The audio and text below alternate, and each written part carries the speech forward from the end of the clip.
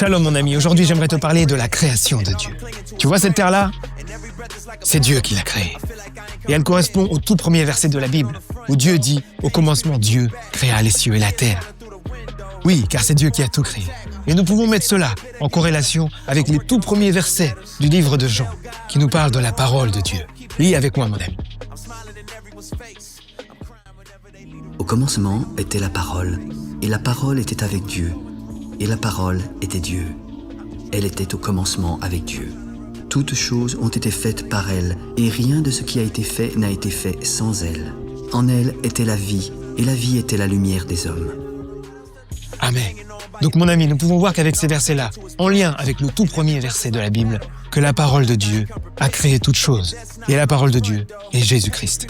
Un autre élément important, mon ami, que tu dois connaître, c'est qu'un jour, un célèbre astronaute, à la suite de son voyage d'Apollo 15 sur la Lune, est revenu en 1971 et a dit ceci.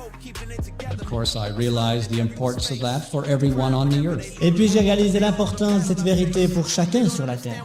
That truly that event is the most important thing that has ever happened on the earth. C'est vrai que cet événement, c'est l'événement le plus important qui ait eu lieu sur la terre.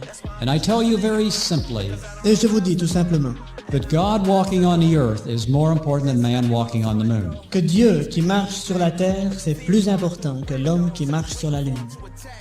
Donc mon ami, nous pouvons voir qu'avec cette phrase, même un astronaute, en étant allé jusque sur la Lune, a dit un jour en revenant sur Terre que le plus important de toute l'histoire de l'humanité n'est pas d'avoir mis un pied sur la Lune, mais que Dieu lui-même, la parole de Dieu vivante, ait mis un pied sur la Terre.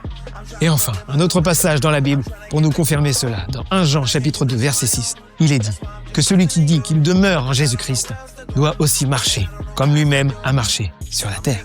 Donc mon ami, avec ces passages-là, ces références-là, nous pouvons retenir une chose, c'est qu'un jour, le Fils de Dieu, le Fils de l'homme, est venu sur terre, a marché sur terre pour nous apprendre la façon de marcher et à savoir comment nous conduire afin de satisfaire le Père et un jour hériter la vie éternelle.